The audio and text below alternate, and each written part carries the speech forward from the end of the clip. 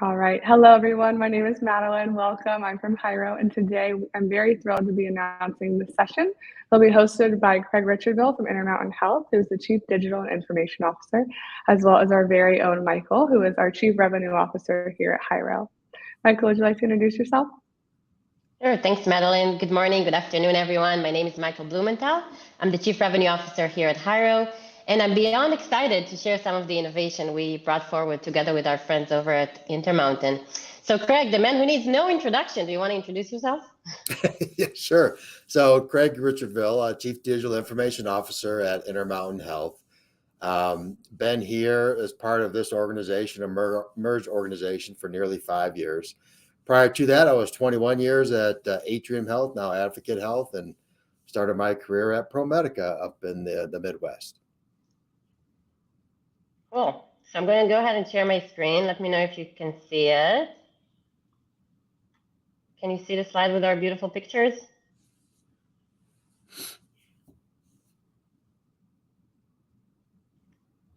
Craig, can you see it? Yep. Okay, perfect. So the agenda for today is we're going to start with an overview on Intermountain and their call center operations, talk about the background for the project, learn a little bit about conversational AI, talk about the setup that we've done together with Intermountain and the incredible results and impact that we've seen, and then open it up for questions. Okay, Craig, over to you. Great. Thank you. So just a little bit about Intermountain Health. We are in 7 states. We're a 16 billion revenue organization. We have about 70,000 caregivers, and caregivers is our term for all of our employees or all of our associates. We have a health plan, which has a little over 1.1 million members as well. So a very integrated, large delivery network. Have a long history of innovation, creativity, invention, high quality patient safety, and also access to healthcare. Next slide. If you look at how we're organized, we have 3 delivery regions. So we have a Peaks region, which is headquartered out of Denver, Colorado. We have a Desert region, which is headquartered out of Las Vegas. And we have the Canyons region, which is headquartered out of Salt Lake City. And that's our million-member health plan, Select Health, which is in 1 state, but is expanding in 2024 into several more states, and will continue the growth on the health plan side. This is just an example of some of our call centers that we wanted to start with and pilot. Most of them are probably categories. We actually have dozens of call centers. We're in the process of coordinating and centralizing those services and really changing the term from call center to contact center with our partnership with Hyro. Next slide, please. So if you look at the project background, the call that has been trained with our patients is really to call. Call us. And so call was the primary mode of communication. Certainly over the last couple of years, there's been a large drive toward self-service, toward apps, and you'll see now more toward a interactive mode of conversation. We're a merged organization, so a lot of M&A work over the last several years. So a variety of different ways of how processes were and operations. We do admit there were long wait times. And our drive, again, is towards self-service. If you look at the background, we had a disparate amount of technology, which you can expect through a lot of M&A activity. And, in terms of the service preferences, some of our service lines had their own ways to be able to mandate or dictate how they wanted to interact with our patients or with our consumers.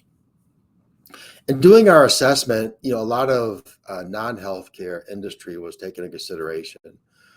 Delta from an airline industry, how Delta interacts with you, the nice, smooth, easy, it's always in your pocket, communication, buy things ahead of time. We use grocery, a lot of things with self-service now. I mean, we're checking ourselves out, we're loading our own bags, we're carrying in our own bags. So the grocery was used in retail, which many of us shop, 7/24, 3 in the morning. If I want to pick something up or purchase something, I can go online. So we look to see what really were the consumer experiences that people have enhanced over the last several years in other industries, and how we could bring that into healthcare.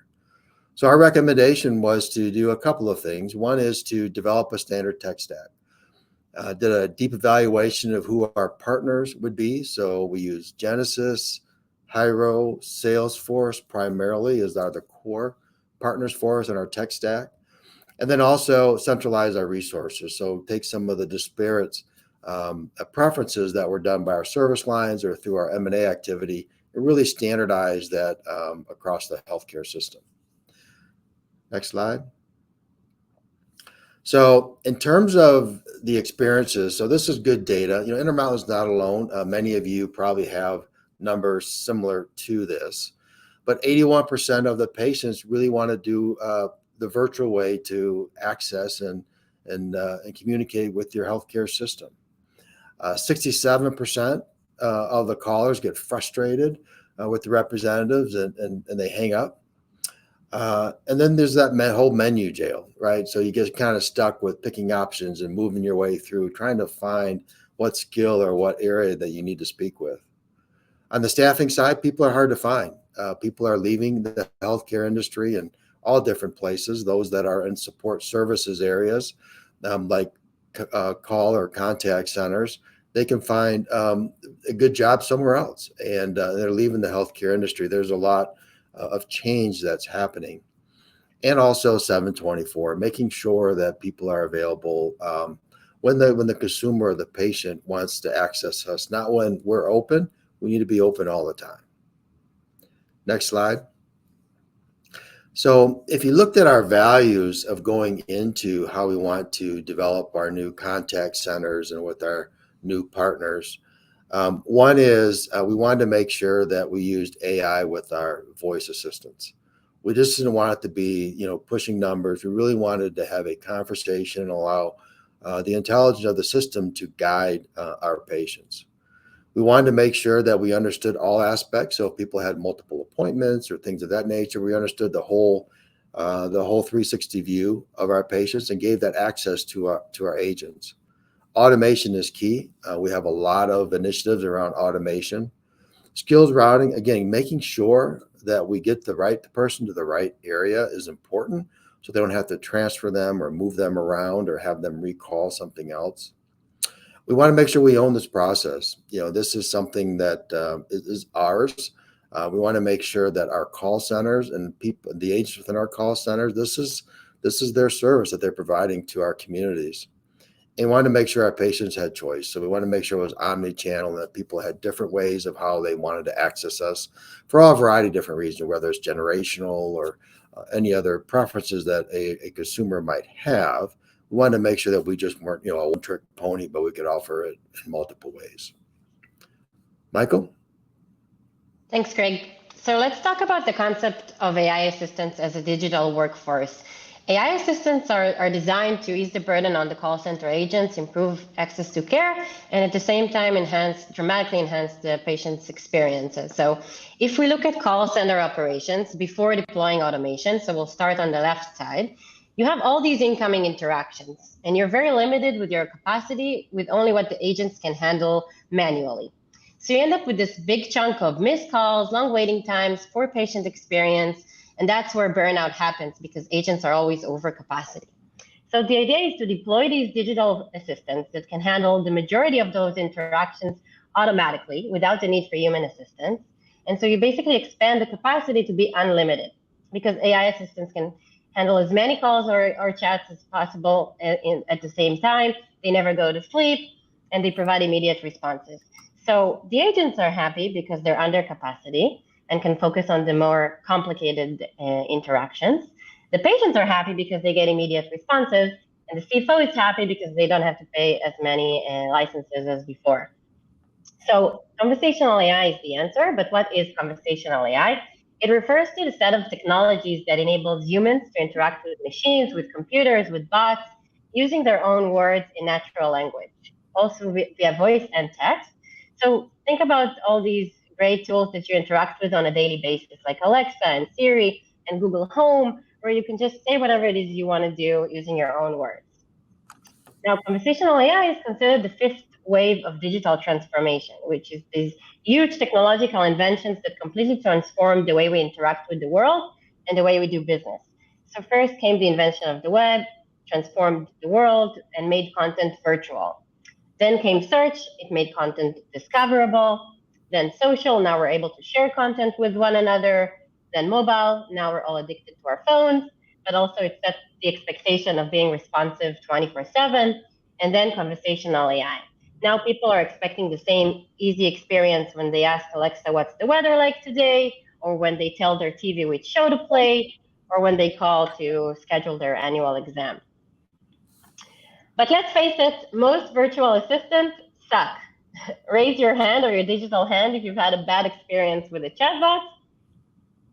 I'm sure everyone's raising their hand because we've all had our fair share of bad experiences with this type of automated communication tools. And what I want to do now is I want to explain why most implementations are subpar and how adaptive communication is completely transforming this and providing extraordinary digital experiences. So until today, all conversational assistants, including Alexa and Siri and Google Home, they were built on this concept called a predefined intent. And the idea is that every question you want the bot to be able to understand, you have to predefine or pre-configure, and then you have to use gazillion examples of previous conversations where this question was asked to train the AI to recognize that this is what the person was speaking. And this approach doesn't scale very well. It's very expensive, and it provides poor experiences. And I want to show you an example. So we're going to build a bot together today. We're going to use one of the most common use cases in healthcare for conversational AI, and we're going to help patients find the right doctor. So we'll build an assistant using this intent approach, and we'll use 3 different intents: searching for a doctor based on their name, searching for a doctor based on their specialty, and based on the insurances that they accept. So we put in all this work, we train the AI, we provide examples, and it does a great job when someone says, I'm looking for a cardiologist. But as soon as someone says something that's a little bit more complicated, such as I'm looking for a cardiologist to accept Aetna, the assistant will break because the intent-based approach doesn't support searching for 2 different intents in the same question. To support something like this, we need to add a 4th intent, searching based on specialty and insurance, and it doesn't help at all that we've already done the work for those 2 separately. We have to start from scratch. So there's a lot of healthcare professionals here on the line. You know that there are so many different ways to search for a doctor. Each attribute adds intents exponentially, and no matter how much work you put into it, there will always be ways to ask a question that you haven't thought about, and the assistant will break. And that's why we see these poor experiences. So just random examples from the web. On the left, we can see that someone is asking for a PCP, and it's not one of the examples it was trained on for primary care physicians, so it doesn't understand and breaks. On the right side, we can see someone looking for a cardiologist to speak Spanish. The assistant understands cardiology, but doesn't understand the language request. Again, poor experience, and the patient is leaving the conversation. Then comes GPT and large language models and completely changes the picture, right? So basically, it's intent on steroids. We can now understand every question and generate almost every response. But ChatGPT and large language model in general, they weren't designed for healthcare systems. And so it introduces a whole new set of challenges. The first is knowledge management. How do we make sure that it only responds with the relevant content? Lack of control and hallucinations. How do we make sure that it doesn't just completely make up answers? Hallucination is a term that GPT uses to measure the amount of conversations where the assistant just provides made-up answers without backing it with any data. So, of course, in healthcare, that can be very dangerous. So how do we make sure that doesn't happen? Explainability. Even the creators of GPT doesn't know why it provides some of the answers that it provides. So how do we make sure that we can track why the answers were given? Privacy and security, to make sure that no PHI goes through any wrong channels. And finally, monitoring and analytics. How do we make sure to keep track of the performance and be able to make sure that we're on track.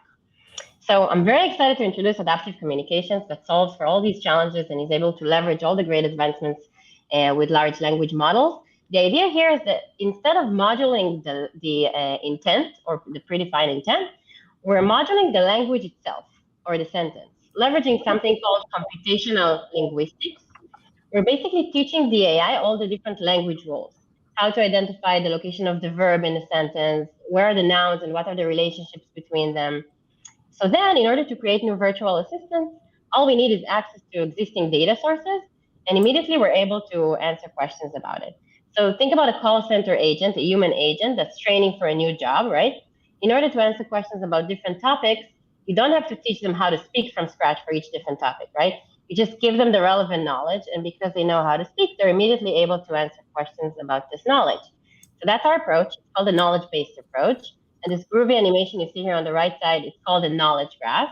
And that is how we provide the assistants with their knowledge. So knowledge graphs together with large language models and computational linguistics built for a very quick deployment and wonderful results. And so the way we build these virtual assistants is we start by identifying what existing data sources can we connect to. And we can use website pages and scrape the information directly from the website, from the EMRs. Intermountain is using both Epic and Cerner, a CSV file, PDFs, any APIs, any external databases. Intermountain is also using Kairos as the physician directory, so plugging into that as well, taking all that information, translating it to a knowledge graph, and be able to provide answers on multiple channels. And on top of it all, layer it with analytics so that we're able to continuously track the performance and make improvements as we go. So it's a feedback loop that helps us to continuously optimize the performance of the assistant. And so if we go back to the find a doctor example, now we have all the information about the doctors in this knowledge graph. And so we can answer very complicated questions such as I'm looking for a female dentist with Step in Denver, and the answer is automatically generated from the information within the assistant. So in this approach, if we want to add more ways to search for a doctor, all we have to do is add the relevant knowledge into the knowledge graph, and immediately the assistant will be able to answer those types of questions. And so in this approach, you end up with these beautiful experiences. So not only understanding PCP, but also I'm looking for a PCP who speaks Spanish and I prefer a female doc. We're able to understand all of it and provide you with the best results available. And the bot has memory and context, so you can continue and have a full conversation and get to the information that you need. So to summarize the benefits of this approach, first of all, we see much better results and the experience for the end users, like we saw in the example with finding a doctor. Time to value is minimized, and we can go live within a matter of hours because all we need is access to the data, and immediately we're able to conduct the conversations. Cost of ownership is also minimized because as the data sources updates, it automatically updates the knowledge graph and automatically updates the interface. So no one has to call in or go into a dashboard and say, one of my FAQs have changed, please update it for me.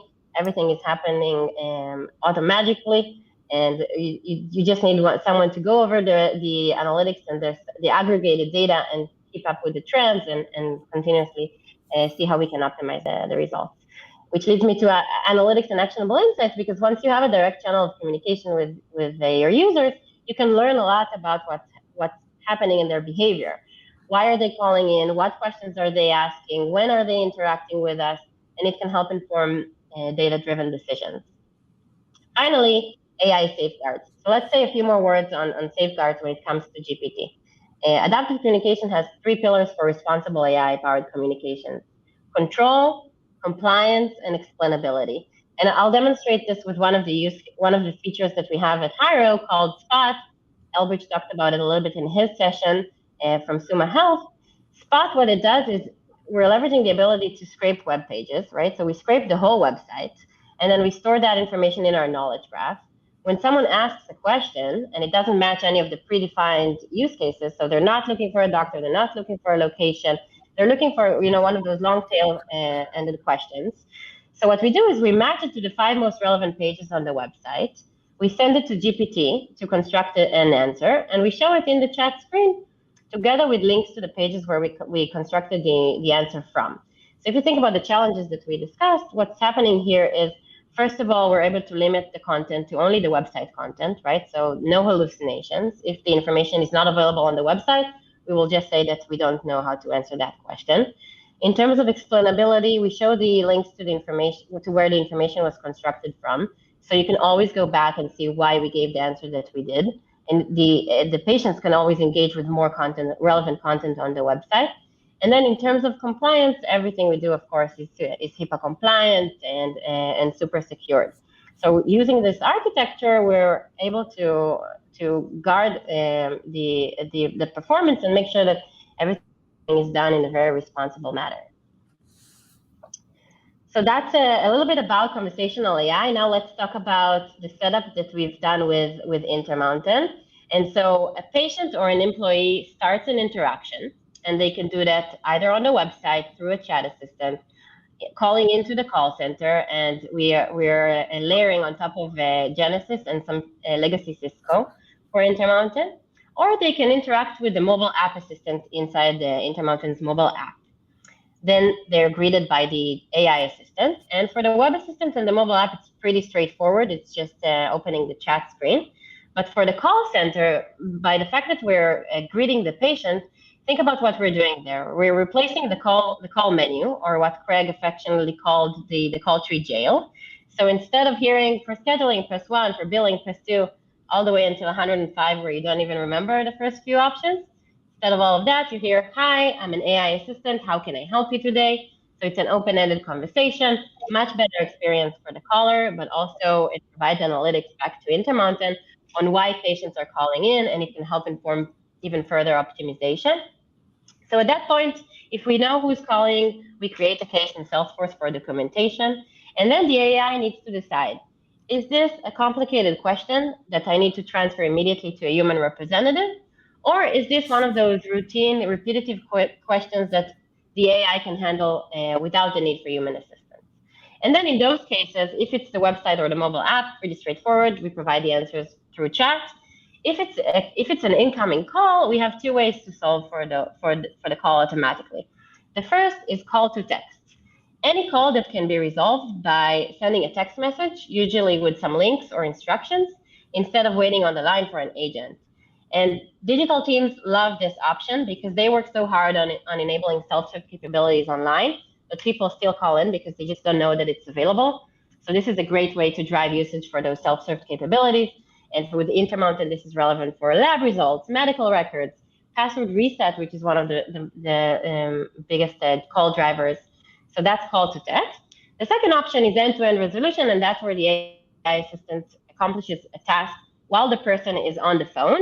And that's where we integrate with Epic and Cerner for Intermountain. And this is for a variety of different use cases: appointment management, verifying existing appointments, canceling, rescheduling, end-to-end scheduling, prescription refill, new patient registration, providing information about the clinic. So all those people calling in to ask about the address of the clinic, the opening hours, fax numbers, people still call in for fax numbers in healthcare, and provide any answers that we need.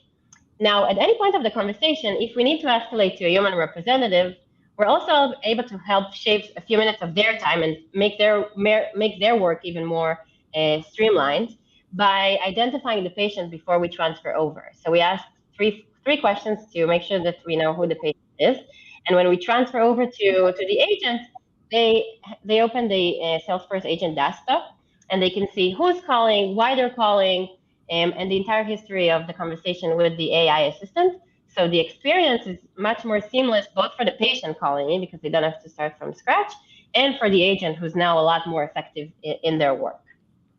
So there's no better way to explain what we did other than going over a quick user journey and check out some fun demos.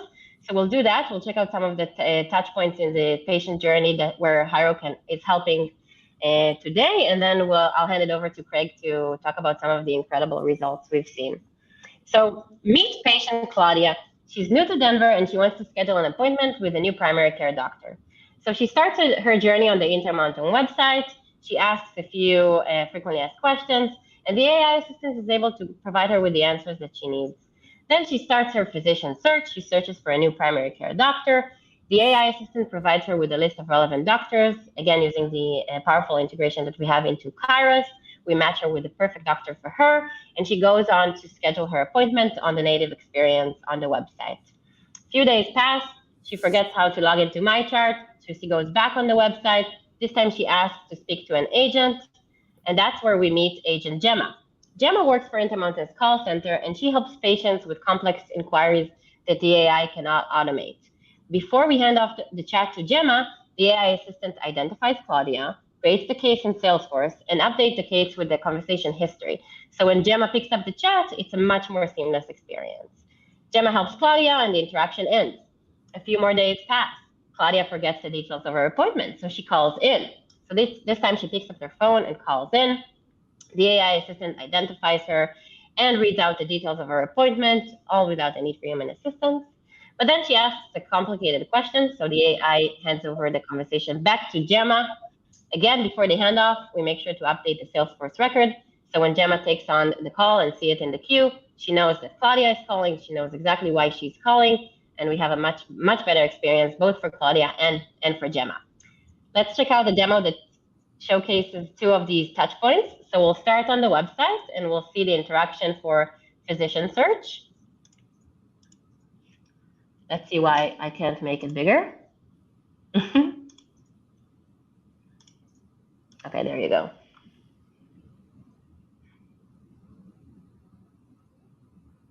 Craig, can you see the Intermountain website? Yes. Okay, perfect. So she goes on the website, she sees the chat screen. We have different prompts on different pages. When she opens the assistant, she can either type in her question, use the mic button to speak to it using her voice, or click on one of the suggestion buttons. She then types in, I'm looking for a PCP in Denver who speaks Spanish.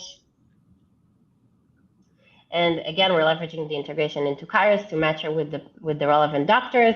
We found a lot of doctors, so the AI assistant asks a follow-up question to help narrow down the search. In this case, it's what's your insurance plan, because she didn't provide her insurance yet. So she types in Aetna, and then she says that she prefers a female doctor. We narrow it down to 14 female primary care providers near Denver who accept Aetna and speak Spanish. She checks out the list view, she looks at the map view, she checks out the carousel view, and when she finds the doctor that is the perfect doctor for her, she goes on and clicks on book online to schedule her appointment online. So from here, let's check out the experience in the call center and listen to a conversation. If this works, we're very lucky. So Craig, stop me if you don't hear it.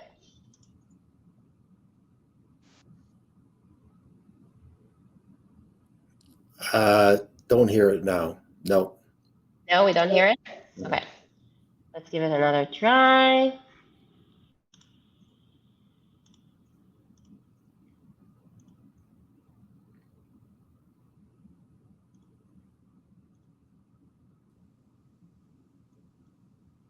Hello, I'm SCL Health's AI assistant. Can you hear it I now? can help with appointments and referrals, prescriptions and test results, resetting your MyChart credentials, and more. If you are a provider, ask for the provider line. Para Español, Diga Español. How can I help you today?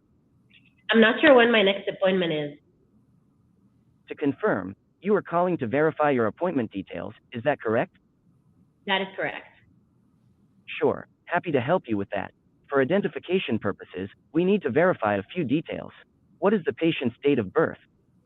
July 4th, 1970. Thank you. And what are the last 4 digits of the patient's social security number?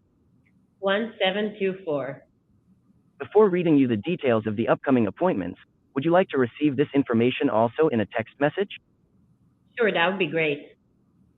No problem. Should I send the message to the number you are currently calling from? Yes, please. The information has been sent. I found one upcoming appointment. Your next scheduled appointment is an office visit with Dr. Marcella Bird on Monday, November 27th at 9:30 a.m.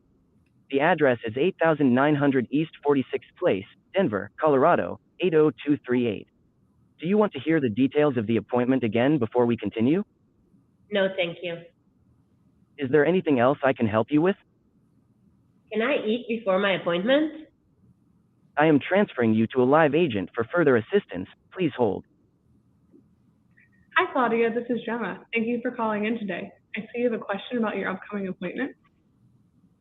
And that's where Gemma takes over with the agent's Salesforce desktop and takes over the interaction. Okay, so I'll go back to slideshow, and I'll hand it back to you, Craig, to talk about the results. Michael, thank you, and thanks for showing off the technology. You have a nice skill of taking something so complex and making it so simple to understand. So thanks for that. When you look at the results are absolutely phenomenal. So when you look at what we've done so far with the rollout, 91% of the routes were successfully to the right area.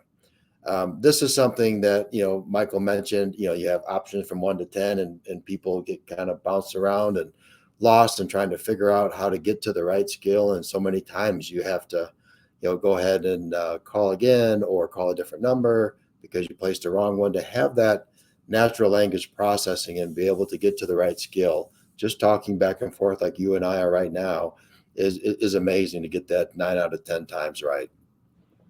When you look at the chat and how the system is automating those resolutions, 44% are being resolved through an automated manner. Those are calls that will no longer need an agent and be successfully satisfied for the patient. 79% do get what they want out of the chat. Look at the interactions that were off hours. 7 by 24 is kind of like, I want to shop at 3 a.m. 27% of our interactions are outside of the working day, which seems, depending on your point of view, but many of us work between 8 and 5. And so between 5 and 8 or on the weekends, that's when I need to be able to have access. So a fourth of all of our interactions happen outside of a normal workday. We believe that per call center, and this will vary depending on the size of the call center, but there's hundreds of hours that are saved every month. This has an amazing return on investment, a multi-digit positive ROI. And when you look at reduction in abandonment rate, 64%, this is extremely important. One of the things that we focus on, one of a few things, is one is access and the other one is affordability. And we want to make sure people can access our services. So the fact that people are now not hanging up is extremely important to us. And we're going to talk a little bit more about that. And then the speed to answer, a 27% improvement.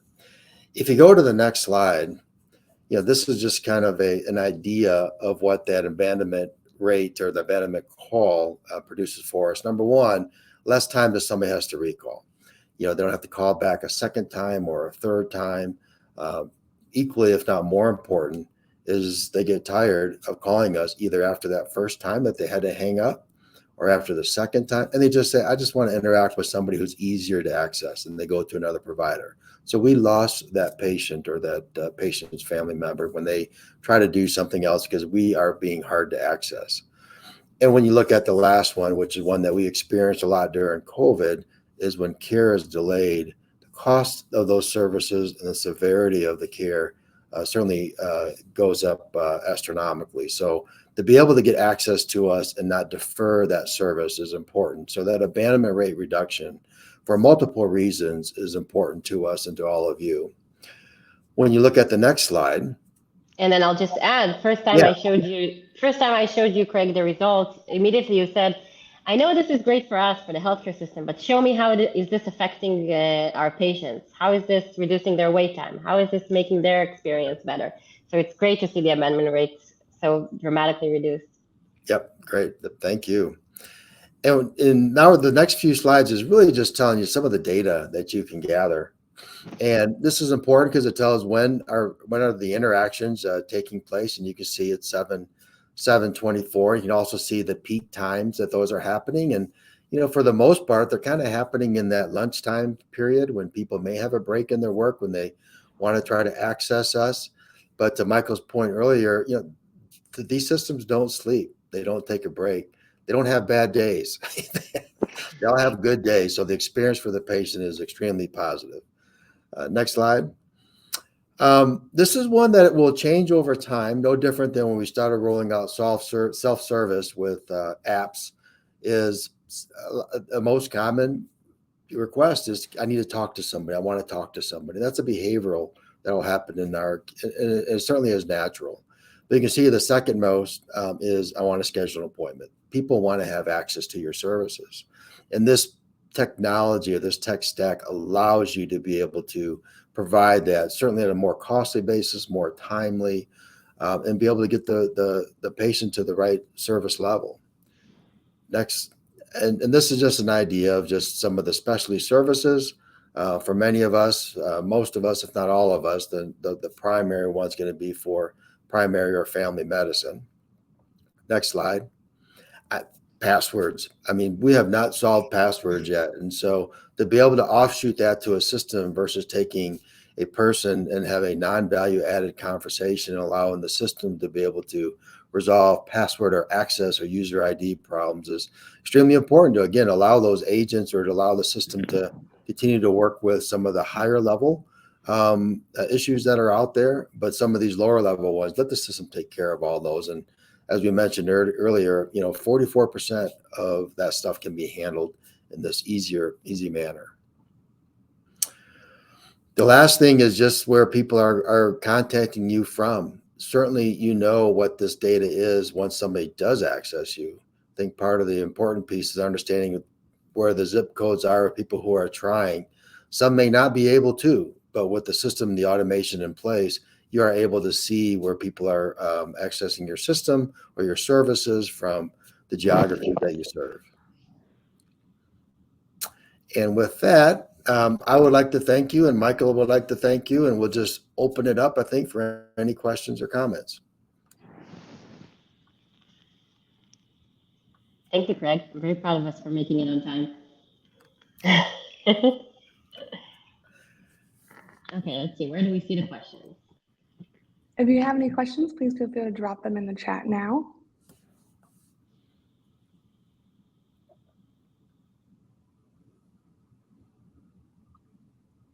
Give one more moment just in case anybody's typing. Well, while we're here, I just want to make one additional comment. We all have many opportunities to partner with people. And the thing I will say about Hyro, they've been a great partner. We worked with them at the beginning of COVID, expanded our relationship, shared them with others. And you have vendors out there, people who are looking for transactions. You have partners who are helping you try to solve problems. And I think you can see from the story that we have here, we have solved a lot of problems. We have a lot more solving to do.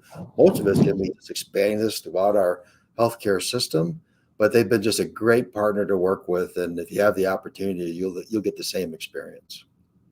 Thank you so much, Craig. This is incredible to hear. And for a good partnership, you need both sides. So healthcare is a space where you need those innovators and those forward thinkers. And it's been such an incredible journey with you guys. So thank you as well. Thank you so much. It's so nice to hear. We do have some questions in the chat. First, let's start with, for the voice-enabled assistant, what configuration is required? And to that end, how is it validated to ensure no hallucination? Ooh, two very different questions. So I'll start with the hallucinations. And for hallucinations, we have a lot of mechanisms in place to prevent them. First of all, we limit the content only to the knowledge that the assistant has. So if it's not matched in the knowledge graph to any existing data, and that's where the knowledge graph really is helpful, then we say, I'm sorry, I'm not able to answer with that. And that's the main mechanism to prevent hallucinations. And then, by the way, in the analytics that Craig showed, one of my favorite reports is the missing knowledge. And that shows where we're not able to provide an answer. And then we work with the Intermountain team to highlight that to them. And we think together, how can we add that knowledge so that moving forward, when someone asks the same question, we are able to provide the right response. So that's for hallucinations. And then for the setup of the voice, we layer on top of existing telephony systems. So Intermountain has some legacy Cisco, and they're moving to Genesis for the majority of their call center operations. And so I don't know if it's getting a little bit too technical, but we can transfer calls using SIP or DID, and then also transfer data together with the call itself, so that the agents will handle that information when they pick up. Amazing. Next question is, are you using any automation to manage outreach to patients? That's for you, Craig.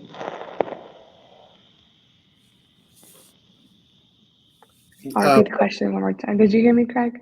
No, I did not. Are you using any automation to manage outreach to patients? Oh, fantastic. No, that is actually our next phase, is to go ahead and generate those calls and those contacts going outside. So certainly that is part on the roadmap to move forward with, but not something that we're doing today. Today we're receiving that. We're not taking that proactive approach. I also see in there's a question about fully integration with SCL Health.